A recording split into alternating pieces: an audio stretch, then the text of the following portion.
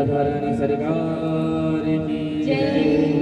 जय जय श्री राधेश्याम निताई गौर हरि बोल।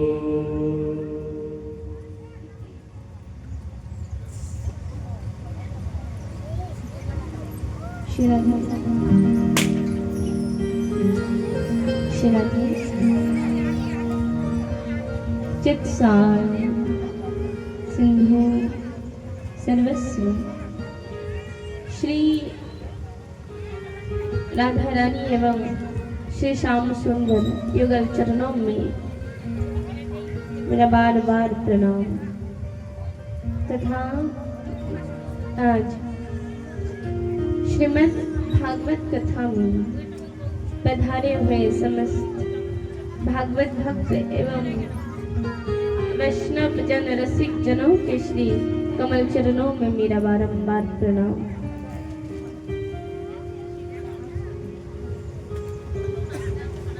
एवं मेरे माता पिता के श्री कमल चरणों में मेरा बारंबार प्रणाम। आज बड़े भाव से हम सभी कथा में प्रवेश करेंगे। अभी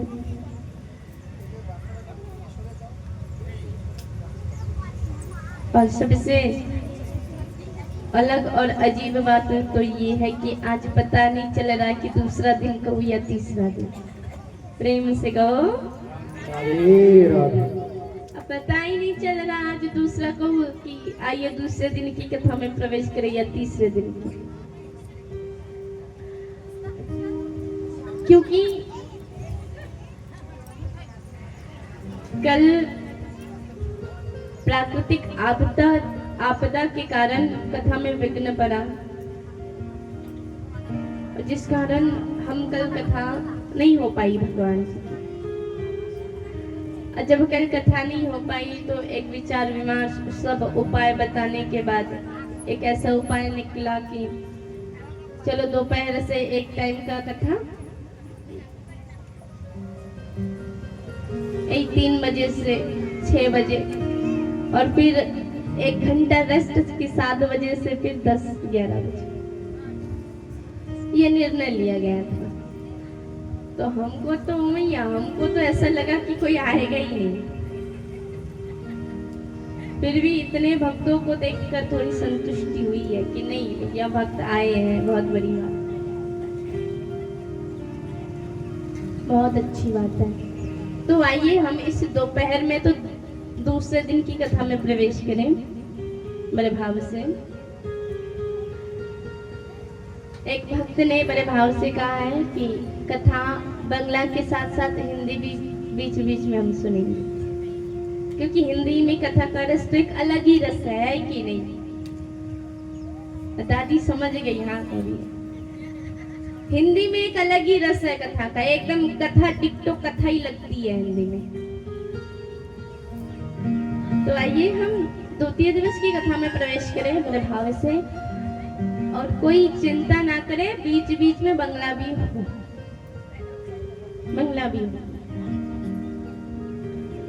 हमने परसों की कथा में प्रथम दिवस की कथा में क्या श्रवण किया था? श्री सुखदेव जी महाराज का जन्म हो गया, परीक्षित जी महाराज का जन्म होने वाला है, अभी तक हुआ नहीं। भगवान ने केवल उत्तरा के गर्भ को सुरक्षित करके अपने घर चले गए, अभी तक हुआ नहीं। भगवान की ऐसी कृपा हुई कि आज समय के साथ साथ उत्तरा मैया ने भी महाराज परीक्षित को जन्म दे दिया। कहिए परीक्षित जी महाराज की। परीक्षित महाराज का जन्म हुआ बड़े भाव से। परीक्षित महाराज अब धीरे धीरे बड़े होने लगे, क्योंकि अभी तक कोई 5 पांडव द्रौपदी के 5 पुत्र भी नहीं है, अभिमन्यु भी मारा गया, कोई नहीं। अब केवल वही छोटा सा बालक परीक्षित, सबने बड़ा लाड दुलार प्यार एकदम भरपूर सब देकर बड़ा करने लगे। परीक्षित जी महाराज जैसे ही थोड़े बड़े हुए तो एक दिन अपनी माँ से जाकर प्रश्न करने लगे। क्या प्रश्न?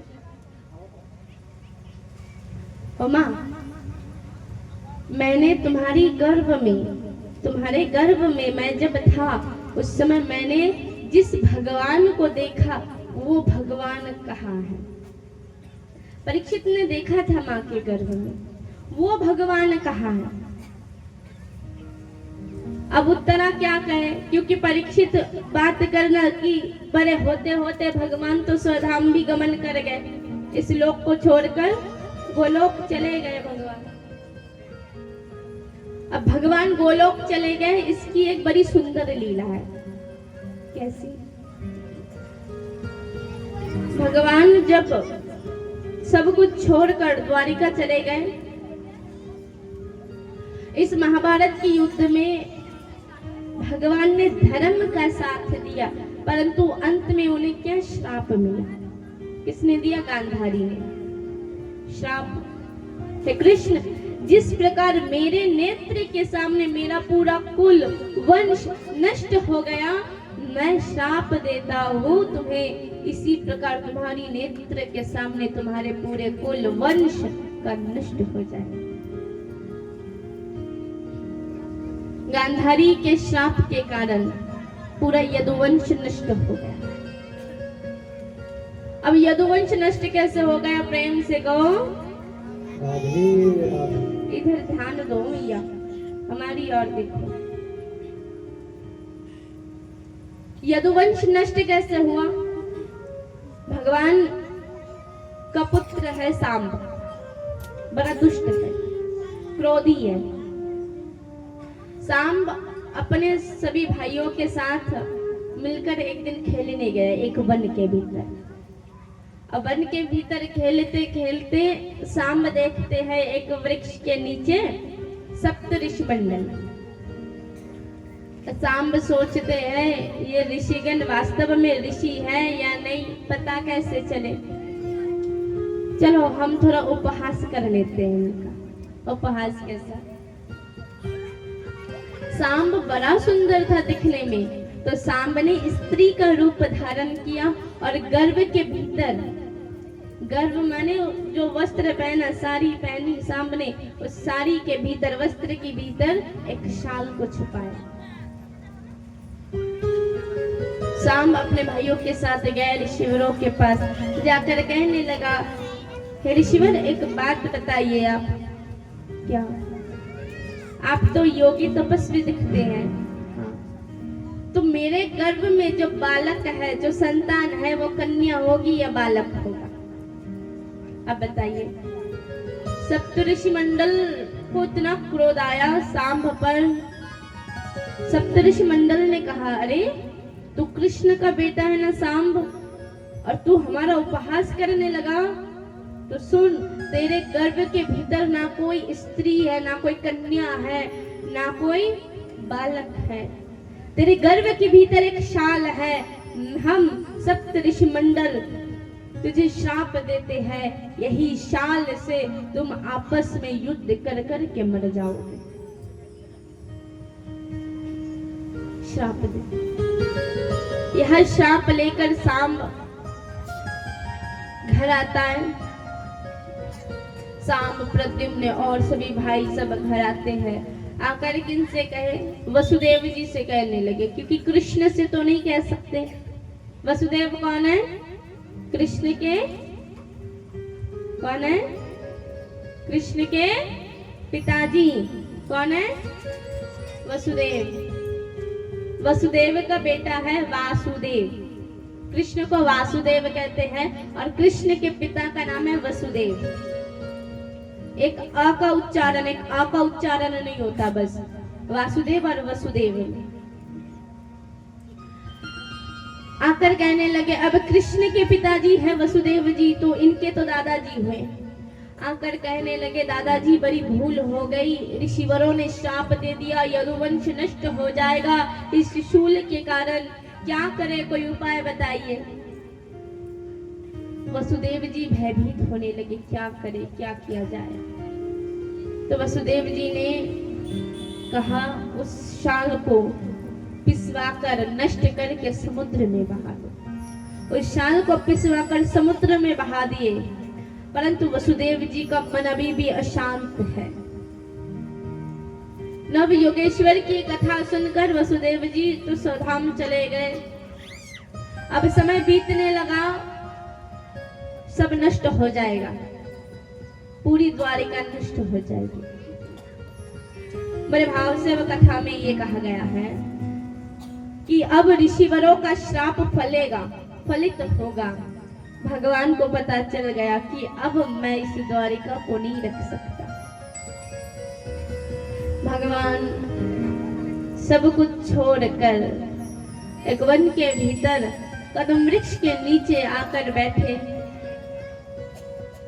बांग्ला भगवान श्री कृष्ण सबकिছু নিজের সমস্ত সবকিছু ছেড়ে দিয়ে এক বনের ভিতরে কদম বৃক্ষের নিচে গিয়ে বসেছে। সেখানে বজ্রনভ, দারুক আর উদ্ধব তিনজনে গিয়ে ভগবানের কাছে প্রশ্ন করছে। প্রথমে কি ভগবান বলছে সবাইকে প্রথমে দারুককে বলে, দেখো দারুক, তোমরা এই যে তিনজন যে আমার কাছে এসেছো, তোমাদেরকে আমি বলি যে এই মহাসংগ্রামে, এই বিনাশকারী যে একটা প্রলয় আসবে, এই প্রলয়ে সমস্ত যদুবংশ মরে যাবে, তোমরা তিনজন মরবে না, তোমরা বেঁচে থাকবে। যখনই বললো বেঁচে থাকবে, দারুক চলে গেল। ভগবান শ্রীকৃষ্ণ বজ্রনভকে বলল, দেখো বজ্রনভ, তুমি কেন বেঁচে থাকবে? তুমি তো জানো কেন বেঁচে থাকবে, জানো বজ্রনভ? কারণ তাহলে শোনো, যখনই কুরুক্ষেত্রে রাধা আর কৃষ্ণর অন্তিম সমাগম হয়, মিলন হয় কুরুক্ষেত্রতে, তখন শ্রীকৃষ্ণ বাসুদেব বলেছিল শ্রী রাধিকা রানীকে, ও রাধা, তুমি একবার হতেও আমার ওই দ্বারিকায় যাবে। রাধা বলেছিল, অনেক মানানোর পরে, অনেক কিছু বলার পরে অন্তিমে গিয়ে রাধা মেনেছে, হ্যাঁ কৃষ্ণ যাব তোমার বাড়ি। কৃষ্ণ যখন কৃষ্ণের বাড়ি দ্বারিকাতে যখন রাধারানী প্রবেশ করে, তখন কৃষ্ণ বলে, তুমি আমার এই সোনার দ্বারিকায় যেই জায়গা তোমার ভালো লাগে তুমি সেই জায়গায় থাকবে। তখন রাধারানী বলে, আমি তোমার এই সোনার দ্বারিকাতে থাকার কারণে থাকবো বলে আসিনি। তাহলে বলে, এই দ্বারিকার বাইরে তুমি আমাকে একটা কুটিয়া মানে ছোট একটা ঘর বানিয়ে দেবে। কুটিয়া মানে সামান্য একটা ঘর, আমি ওই ঘরের ভিতরে থাকবো। কৃষ্ণ বলছে, ঠিক আছে শ্রী রাধা রানী, তাহলে তোমার জন্য আমি কুটিয়া নির্মাণ করব। কুটিয়া নির্মাণ করেছে। শ্রীমতী রাধা রানী ওই কুটিয়ার ভিতরে থাকতো। তবে শ্রীমতী রাধা রানীর সেবা কে করেছিল? বলে বজ্রনভ। শ্রীমতী রাধা রানীর সেবা কে করেছিল? বজ্রনভ। তখন শ্রীমতী রাধা রানী বজ্রনভকে আশীর্বাদ করে, হে বজ্রনভ, শোনো, তুমি প্রলয়ের কারণে এই সমস্ত দ্বারিকা ডুবে যাবে, সবাই চলে যাবে, তবে তোমার কিছু হবে না। আমার কৃপা, আমার করুণাতে তুমি বেঁচে থাকবে। আজ সেই রাধা যে আশীর্বাদ করেছিল বজ্রনভকে, তাই কৃষ্ণ বলেছে যে প্রলয় আসছে, প্রলয়ে তোমার কিছু হবে না, তবে আমার এতটুকু কথা। বলে, কি ঠাকুর? শোনো, তুমি, আমি যখন এ ধাম ছেড়ে চলে যাব, আমার সঙ্গে আমার 8 মুখ্য পটরানীও আমার সাথে চলে যাবে। তারপরে থাকবে কজন?